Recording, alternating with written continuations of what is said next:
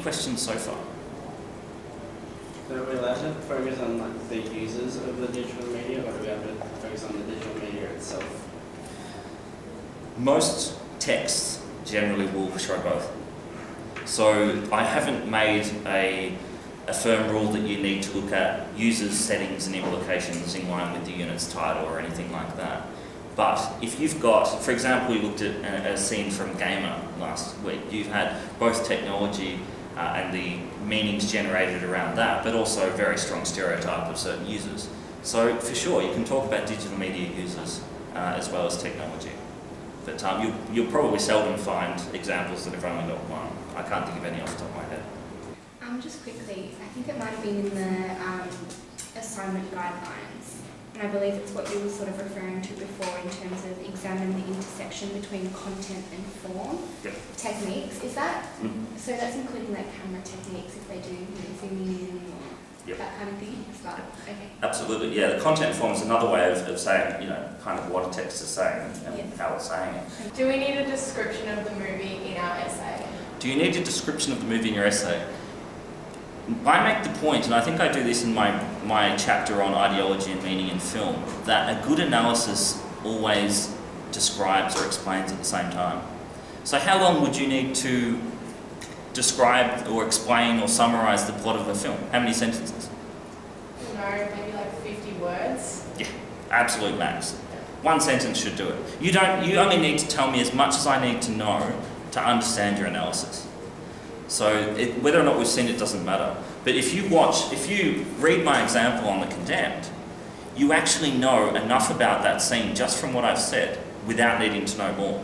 So that's really key. And maybe getting someone to read it who is not involved in the unit could be a good way of checking that. Do you understand what I'm saying? I mean, that applies to all writing in general. You always ask a reader, do you understand what I'm saying? If the answer is yes, if they maybe need a bit more detail, I don't know what you mean by that. But when you bring filmic techniques and conventions, and they apply, I should also say, when you bring film conventions into an analysis of a film, and they also apply to TV shows, camera angles, that kind of thing, games these days, I mean the cinematics and the aesthetics of games and the opening as we saw last week, and film analysis can actually be very useful. When you bring techniques into an analysis, it doesn't mean that you're not saying anything about the text. You can't just list techniques, and that's really important, not to just list stuff. You have to, when you say something about a technique, you need to explain. Sorry, this is a bit of a roundabout, I'll come back to your question. You need to explain the significance and the meaning that it's generating. How the technique, the convention, the strategy of the film or the text is contributing to the what's it saying. But in relation to that, when you're doing your analysis, you're not saying nothing about the text. You're actually finding a strategic way of explaining what's happening. So through the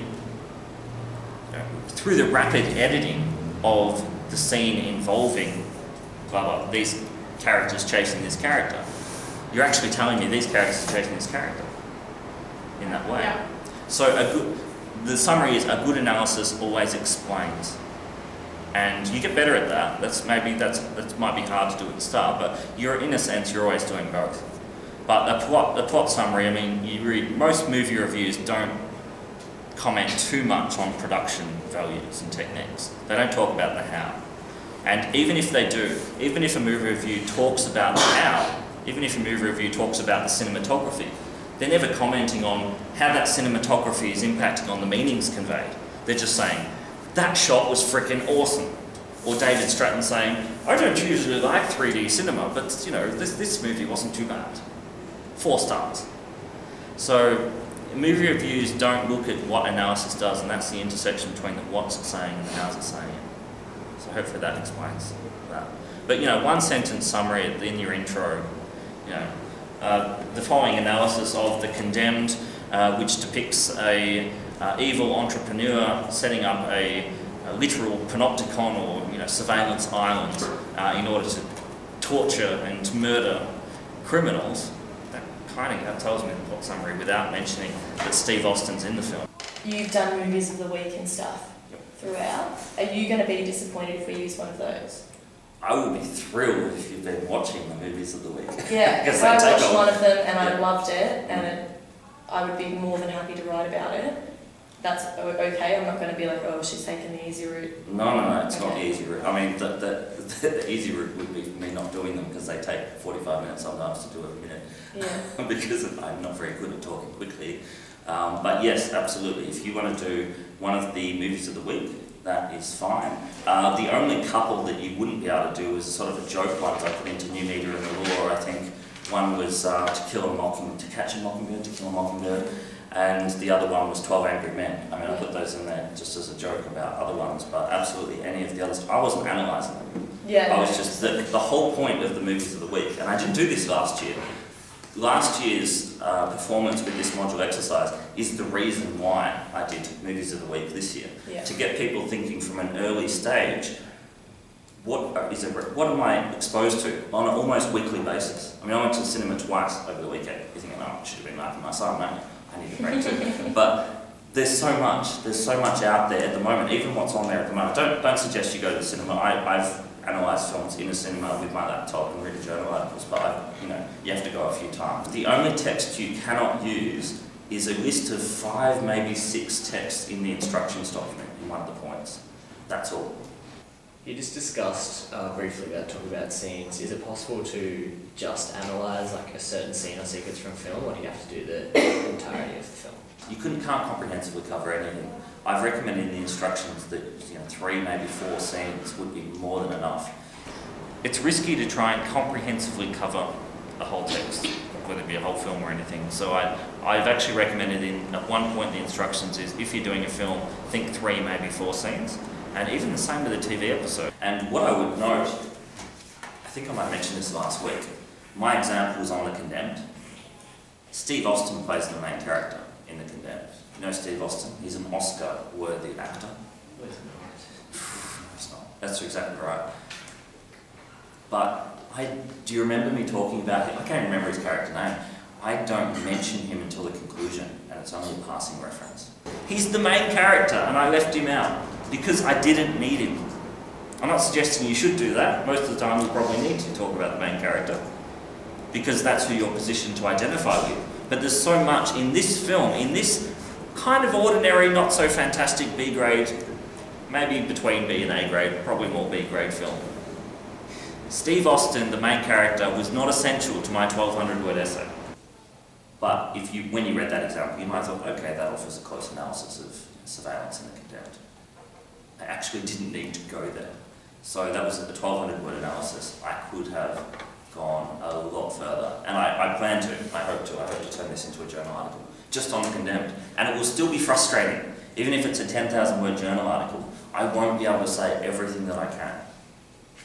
Everything that I want to about a film. So great question. Yeah, be selective, and you've got to decide. You can find a dozen parts of a text that you think are absolutely brilliant, but you've got to be the one who judges what's most interesting, significant, what allows me to say something that I want to, and that will build up my argument. And you might have to leave stuff out. Choose your important scenes, and you'll have to cut out more. You'll always have to cut out more than you want to. And you want to choose what's most important, significant, and interesting for you to make your point about. A really useful way of analysing a film and making sure that you think about how the meaning has been generated is to, 1, shut your eyes and just listen, and then go back and turn the sound off and watch the scene. And it actually denaturalises the filmmaking process a bit for you. If you don't do this kind of thing very often, I'm not suggesting you do that in the cinema or anything, but you actually get naturally good at it.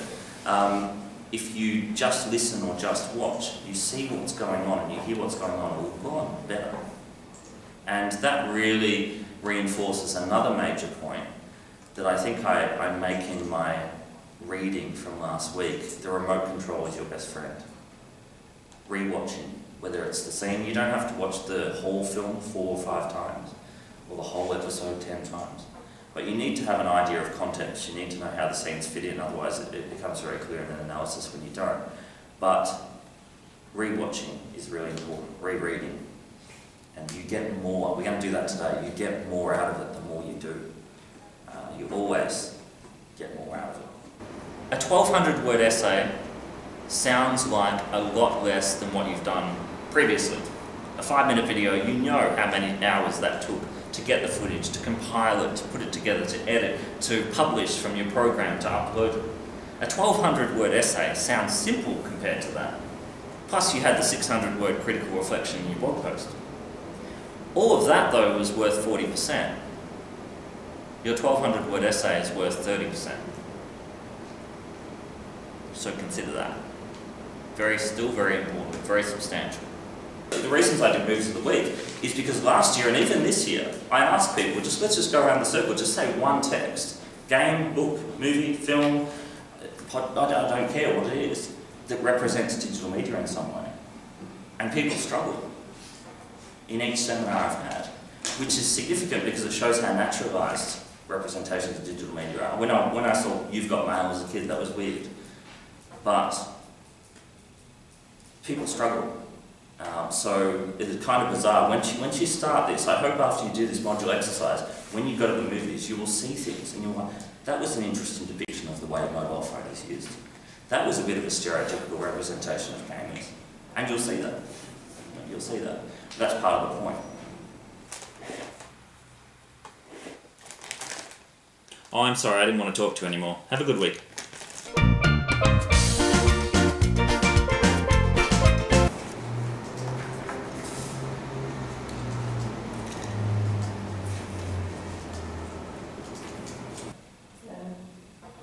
You've still got some time. This would be great, wouldn't it, for off-campus students if I didn't edit at all. So you saw, this is what happens at every seminar. God, I'm glad I study off-campus. Sit around. We are getting toward the end at this point. You can see that I get happier and happier as the seminar goes. I get to play my freaking Xbox.